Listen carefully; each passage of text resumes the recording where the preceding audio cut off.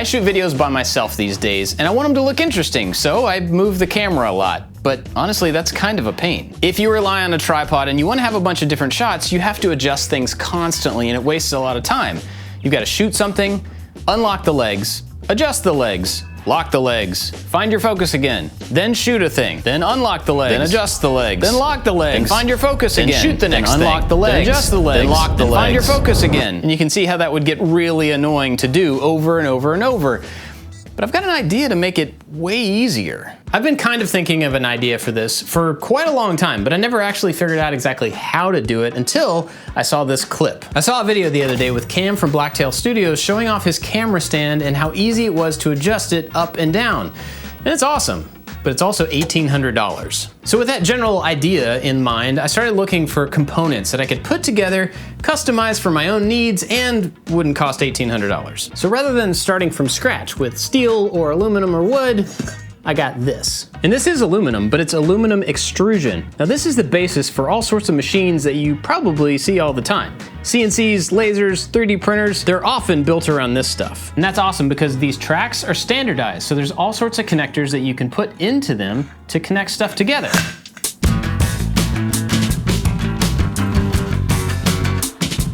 So, a couple of dollars in connectors, and now I have one long piece. Incidentally, it's cheaper to buy 4 pieces this size than 1 piece this size. I'm sure it's cheaper to make, but if you really needed a single piece this long or longer, they sell it. Also wanted to point out that you have a lot of options with this stuff, and it's named based on its size. So this one that I'm using is a 40-40 because it's 40 millimeters by 40 millimeters. And this one is a 20-20. Now there's all sorts of variations, up and down, different numbers of slots on 2 sides or 4 sides. You got a lot of options. I chose the 40-40 mainly for the double slots, and I'll show you why in a minute. But you also have to consider how you're gonna mount it to stuff. One of the good ways to mount this stuff to itself is to use angle brackets. You can add captive nuts in each one of these slots and then screw things into those nuts. One of the things you can put into those nuts is a corner bracket, and it's gonna make the corner a lot more rigid and stable. But in my case, I'm actually gonna mount this stuff down to a different surface, probably plywood or something like that I can add casters to and give me a big flat surface to put stuff on. So I needed another way to mount this to wood, and I found this. And this is a steel mounting bracket. It's powder coated, so we won't have any problems between steel and aluminum, but it happens to be 40 by 40 on the inside, which means we can mount them just like that and drive in some big screws into the aluminum, and it'll be nice and strong. So let's make a base.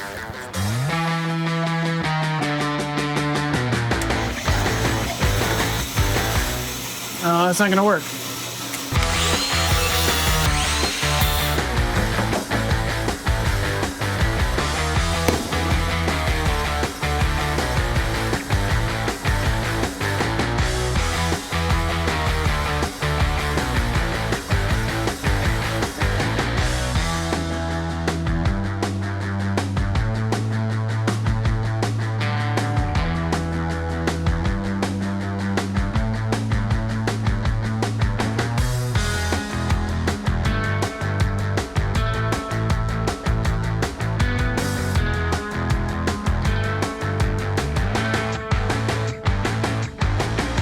Overall, it actually works pretty well, but of course there's a couple of things I need to change and improve. First thing is the base. It's just too small. Even with a lot of weight down there to stop this from tipping over, it just needs to be bigger. And that's easy enough because it's plywood. But the other thing is the casters. For the casters, I used these. They're swivel casters, and they're great because they spin around and go in any direction that you want. But the problem with them is if they're facing one direction and you need to go the other direction, then they have to spin around, which oftentimes will make the thing kind of uneasy until they get settled in the right direction. I may end up trying these. This is a ball bearing caster, and it's literally a ball bearing captured in a little metal housing, and so it can go in any direction without really having to shift around. Now, the problem with this is that they can't clear a whole lot of stuff on the floor, and the shop floor is covered with all sorts of things. And luckily the base is plywood, so they're just screws holding these casters in. I can try one out, and if they don't work, I can swap them. Back to the base for a second though. Come to think of it, a triangle is probably not the best choice because there's always gonna be one side that is unsupported. If you try to push it in that direction, that's gonna cause it to flip over. So I think I'm just gonna swap the base to a square. But for now, let's move on to the next part of this. This is where the real question comes in. I don't know if this is gonna work or not. One of the cool things about this rail is because it's used in CNCs and 3D printers and stuff like that, it's made for things to be able to move along it, which means you can buy stuff that moves along it. I bought this thing fully assembled for about $9. This is a carriage with an aluminum backplate. It's got standoffs, it's got bearings, it's got wheels. It's good to go, and it should fit right onto that track. It does have adjustments, so one side of these can be adjusted in and out to change the tightness to make sure that it fits and how easily it moves. And I did get 2 of these, which means it's time for me to explain the plan, although I already see a problem. So my original idea here was to have 2 of these carriages on opposing sides that were connected by a cable that runs over the top on some sort of a bearing. You would mount all the camera gear to one side and then something that weighs the same amount to the other side to counterbalance it. That way, when you move the camera gear down, it would pull the counterweight up, except that they run into each other. Typically, these aren't made to be able to pass by each other on the rail, so the nuts just hit a little bit. But luckily, I own a grinder.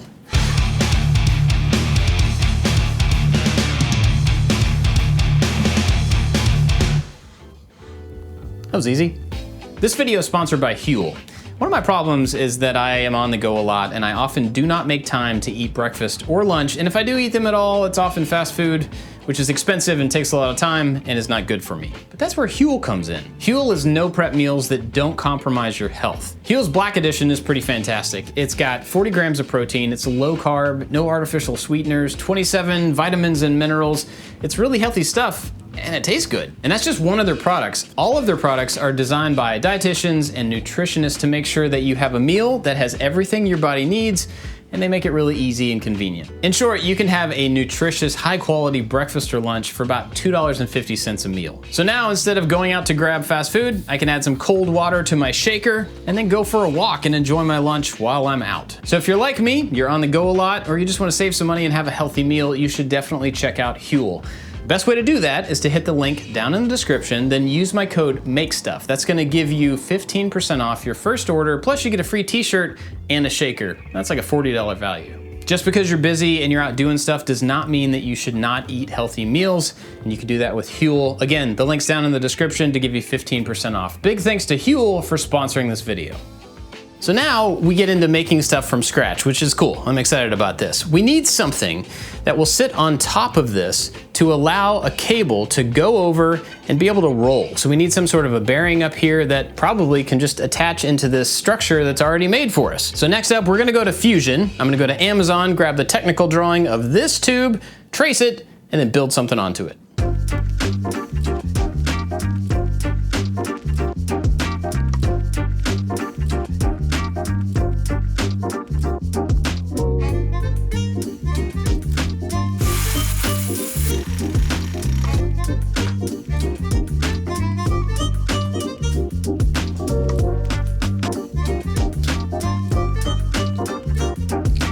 What I came up with was pretty simple, but I think it's gonna work.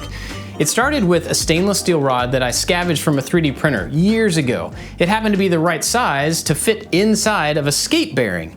And so I made this thing. I've got 2 bearings that will roll. There's a little bit of a channel so that the wire can run through them and kind of not hop off. And I've got the profile of the extrusion on the bottom, so this thing should just drop right in. Now we've got to connect those 2 trolleys, or whatever you're gonna call them. Basically, I need a cable that runs between them so that if the camera is all the way at the top, the counterweight will be all the way at the bottom on the other side. And I think it needs to be something overly strong since I have a lot of camera gear hanging on it. And I found this 1/8 inch braided steel cable. It should be more than strong enough. I just hope it's flexible enough.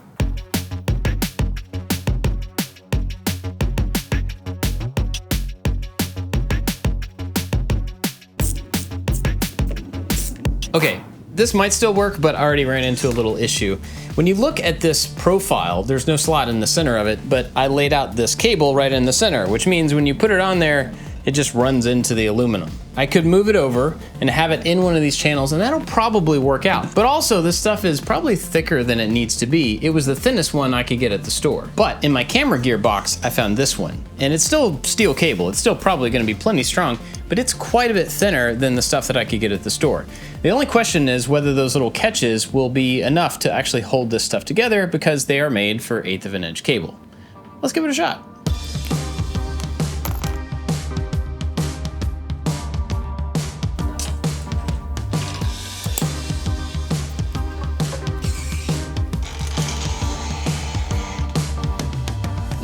There are several things that are not right about this, but I think it's gonna work. All of the problems so far, I think, are really based on the fact that this cable is not centered.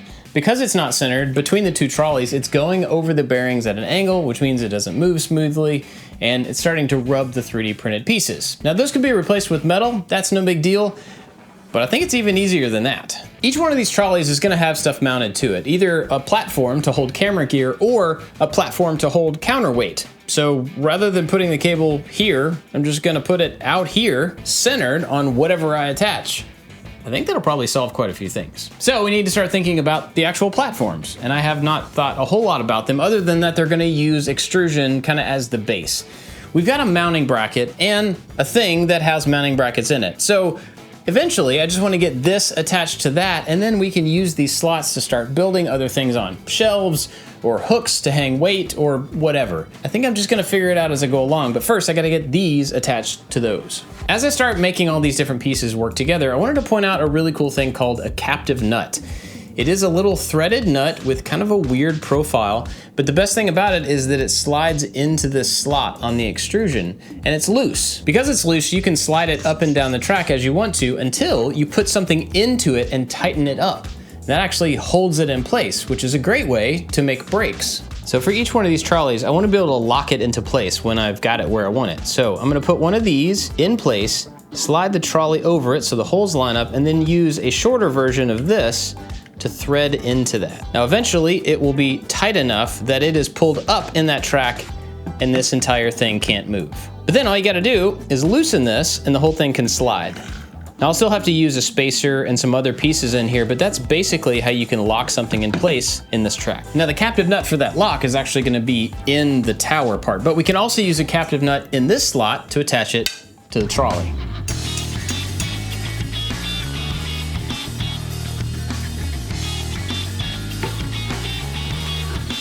I'm getting excited.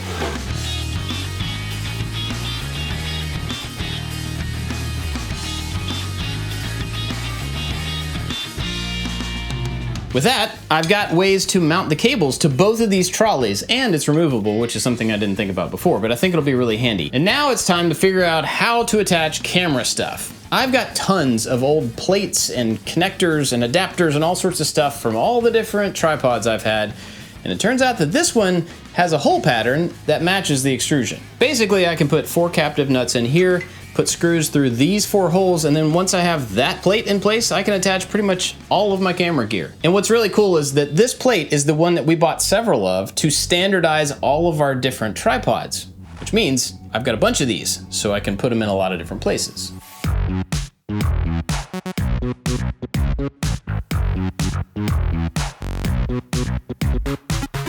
I made another bracket out of angle iron. This one's a little bit bigger, and it's to go on the back carriage here. I also made a bunch of holes across it so I can hang things on it with carabiners, specifically like sandbags. Now they sell these for photo equipment, but you could use it to weigh down anything. And the cool thing is, it's got a zipper on both sides, so you can fill it up with whatever weight you need, and then it comes with carabiners, so you can hook it right in place. But before adding weight to any of this, we need to finish that cable. Earlier, I was using these little clasps with the cable to make the loop so that I could hook it to stuff. They work just fine, but they're kind of big and bulky, and with the smaller cable, these are actually the wrong size. Luckily, I found something that I can use called a ferrule. And to crimp these pieces down, they actually sell a tool specifically for that costs about $45. But they also sell $15 sledgehammers.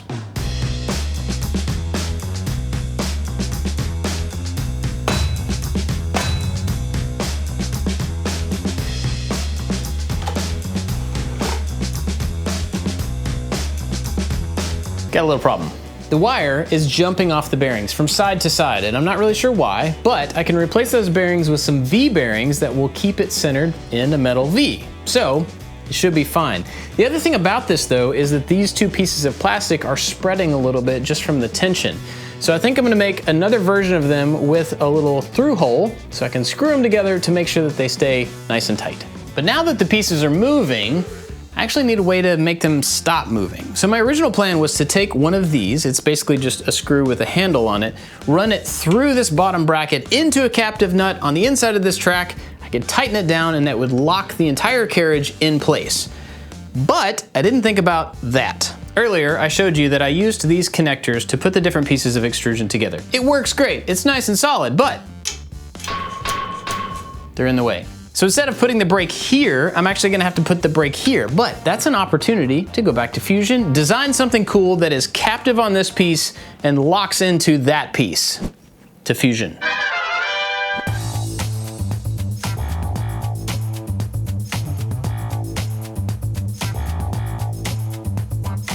Here's what we ended up with. First draft, at least, but basically, it's this piece. It goes down into the cross piece, has a hole on the side so that you can put the handle right through it to be captive in the side. Let's put it on and see if it works.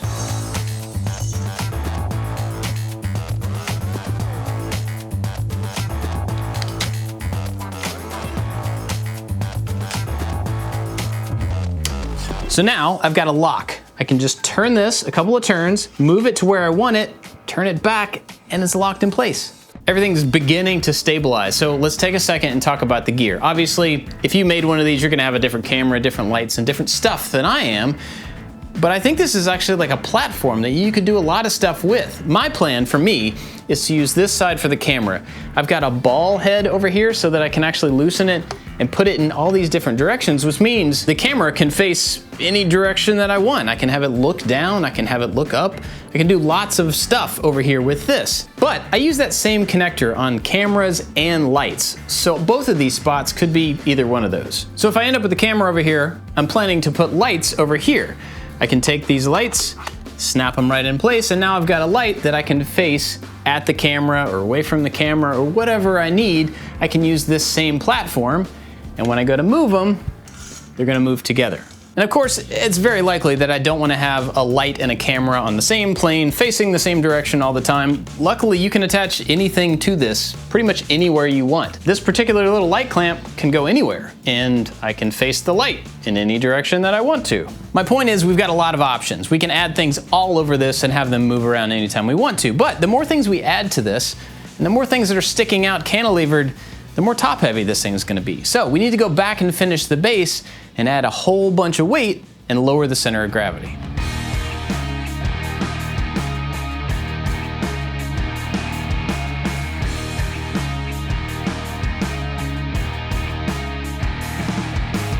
My original idea here was to fill up this area with gravel or sand or something like that that I could kind of put down a bunch of weight and take it out later if I needed to. So I went to the store and I found these pavers for $1.80 a piece, and each one weighs 7.5 pounds. So a few dollars gives me 35 pounds of weight on the bottom of this thing. Oh yeah. That's not gonna fall over, for sure. But of course, it can't look like this. But I'm thinking this is an opportunity to actually add some sort of a, I don't know, removable storage thing here. We can make a little tray or two trays that sit right in this opening, and we can put batteries and chargers and microphones and other gear. And then if we ever need to move this all the way down, we can just move those out of the way.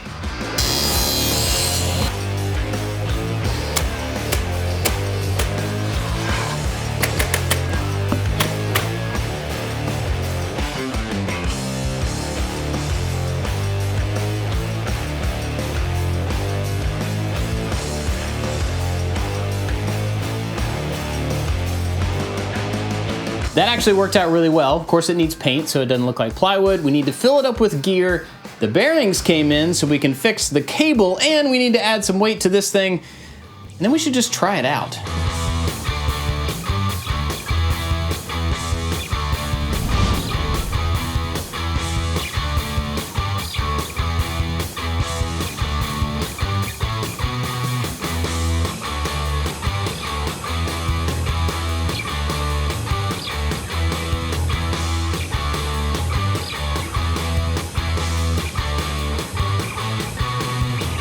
I was planning on using the sandbag for the counterweight, and it would still totally work, but I found this like piece of steel. It's just a chunk of steel that weighs almost the same amount as my camera setup, and I think it'll just be cleaner. Now the only thing here is that when you put aluminum and steel next to each other, they actually start to corrode a little bit. So I'm gonna put some tape in between them and just clamp this on.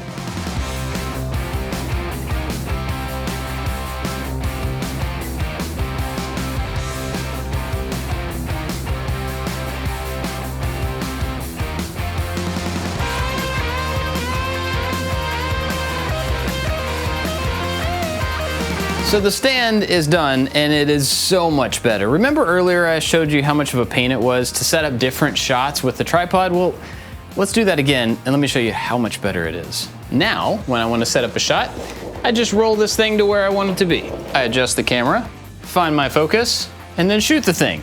And then when I'm done shooting the thing, I just move the camera to where I want it and then shoot the thing. And then I move the camera to where I want it and then I shoot the thing. Isn't that awesome? It's awesome. Trust me, it's awesome. Now the irony is I had to adjust this tripod a whole bunch of times just to be able to show you how easy it is to adjust this thing. Now the entire point of this thing is actually convenience for me. It's easier to do my job because of this, so it's a little bit hard to actually prove to you how well it works, but trust me, this is way better. And this movement is not the only improvement. The fact that I've got extra cameras down here and backup batteries and chargers that are constantly being charged by a power source, all with me, with the camera, no matter where I take it, is fantastic. I really love solving specific problems, like for a certain person or a certain place or a certain moment in time, and something like this is absolutely solving a problem for me. It may not be a mass market product or anything, but I'm gonna get to enjoy the fact that I solved this problem every time I shoot a video, and that's really, really cool. Anyway, I hope you like this one. Let me know what you think down in the comments. That's it for this one. Thanks for watching. Now it's time for bloopers. But it's aluminum. Now, I chose the 4040, 4040, because this is where the real question, and it actually is. It turns, I don't need to get that shot, but it's kind of cool. Whoa, look at that. That's like Tron stuff right there.